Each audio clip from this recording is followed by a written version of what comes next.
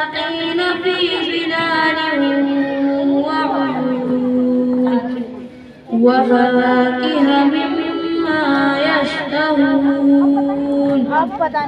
كلوا واشربوا هنيئا بما كنتم تعملون إنا كذلك نجزي المحسنين ويل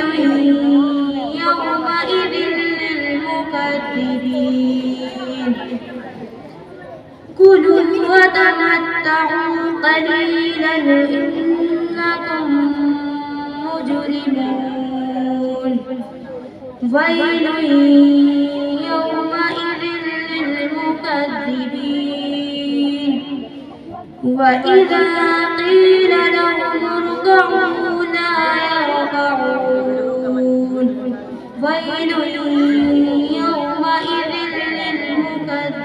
للمكذبين فبأي حديث